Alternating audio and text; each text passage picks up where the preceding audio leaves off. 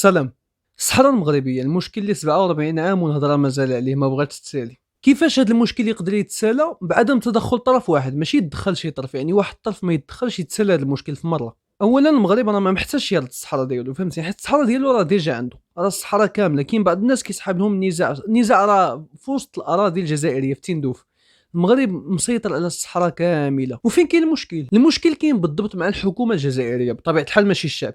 لان المغرب اصلا ما عندوش اعداء، الاعداء ديالو قلالين، يعني ايران، جنوب افريقيا مشتين وماشي مهمين، ولكن الجزائر كدير مشاكل المغرب. الملف الصحراء المغربيه كاينه الامم المتحده اللي غادي تكلف به، ولكن الجزائر كتمنع هذا الشيء هذا بطريقه غير مباشره. سفير المغرب في الامم المتحده عمر هلال شحال من مره تقدم انه الجزائر باش تقوم بالاحصاء ديال الناس اللي عندها في تندوف، حيت دابا الصحراويين الحقيقيين فين موجودين؟ كاينين في وسط الصحراء ديالهم، من العيون، بوجدور، الداخله، هادو كاملين مدن صحراويه وفيهم الصحراويين الحقيقيين. واذا شكون هادوك اللي في تندوف؟ تندوف فيها واحد العدد من الصحراويين قليل جدا، ولكن الاكثريه كاينين موريتانيين، كاينين ليبيين، كاينين من دول افريقيه. اذا تم الاحصاء ديالهم تسالت اللعبه، يعني داك الناس اللي حصيناهم غادي نلقاوهم اغلبهم ماشي صحراويين، عدد الصحراويين قلالين. واحد السؤال مهم، هو داك الناس اللي كاينين في تندوف واش يمكن لهم يدخلوا المغرب؟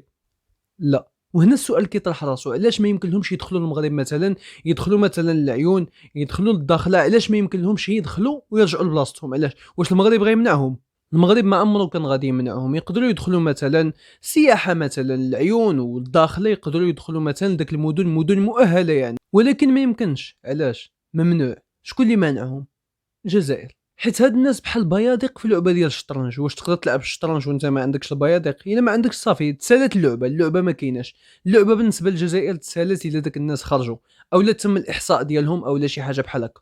حيت اي واحد غادي يدخل العيون مستحيل غادي يرجع. وكاين بزاف الناس اللي هربوا وشافوا المغرب وتصدموا وعرفوا انهم كانوا محتجزين وما عارفينش.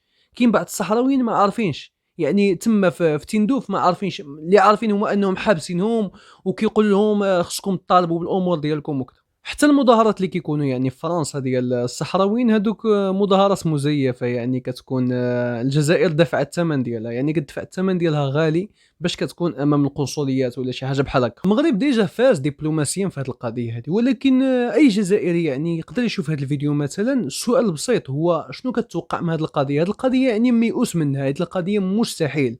يعني كيفاش كتوقع ان مدن بحال الداخله والعيون تعطى مثلا الناس ساكنين في المخيمات انهم يسيطروا عليها، والمغرب مثلا 47 سنه هو كينفق عليها الفلوس باش ولات مؤهله بهذه الطريقه هذه؟ وفي نفس الوقت داك الصحراويين اللي كاينين في تندوف اللي مازال منهم قلالين، اي واحد قدر انه يدخل المغرب.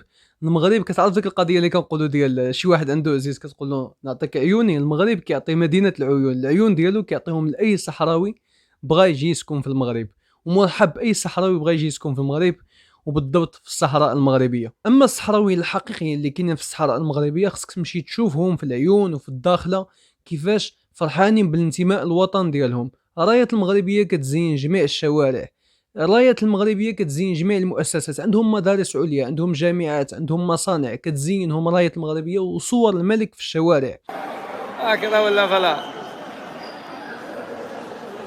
هؤلاء هم شباب الصحراء. اعداء الوطن جوج انواع. النوع الاول غالب عليه الحقد، بحال مثلا رئيس اركان الجيش الجزائري الشنقريحه اللي نديروا له حلقه ديالو بوحدها وكيفاش حاقد على المغرب وما يمكنش انه يحيد داك الحقد ديالو. النوع الثاني هو اللي غير سامع وما عارفش، وباي زياره ديالو جا المغرب وشاف الحقيقه وهبط للصحراء المغربيه كون متاكد انه غيبدل الراي ديالو.